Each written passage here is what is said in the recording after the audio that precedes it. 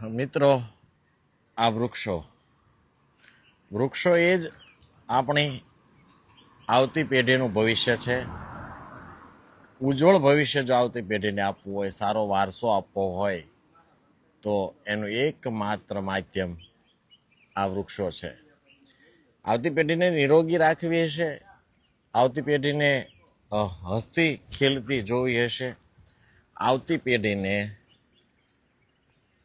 તંદુરસ્તી સાથેની જીવન જીવતી જોવી હશે, તો આ વૃક્ષો જરૂરી છે. એ મારું માનવું છે ને સાથે સાથે તમારું પણ એવું માનવું હોવું જોઈએ. કારણ કે આ વૃક્ષ તમે જોઈ શકો છો એ સુરતની અગ્રણી હીરા ઉદ્યોગ કંપની જેકે સ્ટારના આર્થિક સહયોગથી અને સદભાવના વૃદ્ધાશ્રમના માધ્યમથી આ વૃક્ષનું વાવેતર કરવામાં આવ્યું છે.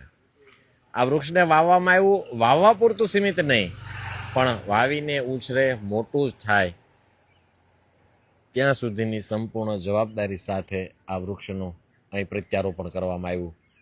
આ ચૈત્ર માસના દાડા ચાલે છે, ચૈત્રી નવરાત્રિના દિવસો ચાલે છે. સૂર્ય પોતાની મહત્તમ ઉર્જાએ હોય, વધુમાં વધુ તાપ શરૂ થવાના દિવસો હોય.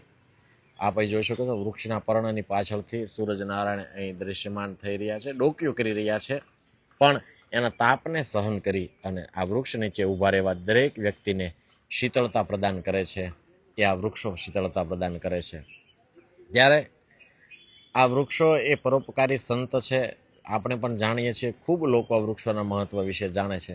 અત્યારે હાલ સમગ્ર વિશ્વમાં ખૂબ મોટા પ્રમાણે યુદ્ધ ચાલી રહ્યા છે. ત્યારે આ યુદ્ધની વચ્ચે, આ વૈશ્વિક મહામારીની વચ્ચે પ્રદૂષણનો ખૂબ મોટો ખતરો છે.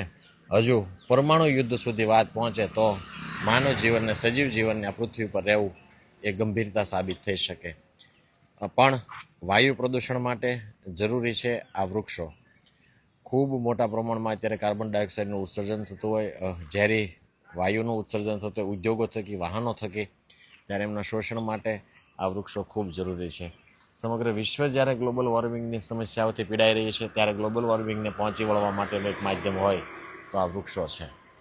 વૃક્ષો અત્યારે આપ જોઈ શકો છો ખૂબ સારી રીતે ખીલી રહ્યા છે. આ અર્જુન સાદરનું વૃક્ષ છે. પાનખર ઋતુ ગઈ એટલે એના પાન બધા ખરી ગયા હતા, પણ હવે આપ જોઈ શકો છો આ વૃક્ષમાં દૃશ્યમાન થાય છે. નવી કૂંપળો, ખૂબ સરસ નવી કૂંપળો ફૂટી છે અને એ કૂંપળો થકી આ એ વૃક્ષનું નવું જીવન, પાનખર પૂરું થાય એટલે એને નૂતન જીવન મળે.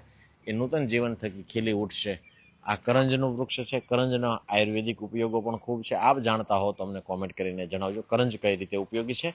અને અર્જુન સાદરનું વૃક્ષ એ આપણને કઈ રીતે માનવ જીવનને, સજીવ જીવનને કઈ કઈ જગ્યાએ ઉપયોગી છે એ આપ જણાવશો. આ કરંજના વૃક્ષની ઉપયોગિતા પણ આપ જણાવશો. આગળ પણ કરંજનું વૃક્ષ છે, પીપળના વૃક્ષ છે, લીમડાના વૃક્ષો છે. સદભાવના વૃદ્ધાશ્રમની આ કામગીરી આપણે કેવી લાગી એ આપ જણાવશો. વધુમાં વધુ લોકો સુધી આ કામગીરી પહોંચે અને વધુમાં વધુ બહુ વર્ષે વૃક્ષો હોવાય એ જ એક અભ્યર્થના છે. સમગ્ર ભારત દેશ હરિયાળો બને. આખા દેશમાં 150 કરોડ વૃક્ષો વાવી અને ધરતીને નવપલ્લવિત કરવાના અભિયાન સાથે જ્યારે નીકળ્યા છીએ, ત્યારે વધુમાં વધુ લોકો આ પ્રકૃતિના મહાઅભિયાનમાં જોડાઈને એક એક ઝાડ વાવીને મોટું થાય જવાબદારી સાથે જ્યારે વાવેતર કરીએ છીએ, ત્યારે આપ પણ આ પ્રકૃતિના મહાઅભિયાનમાં જોડાઓ.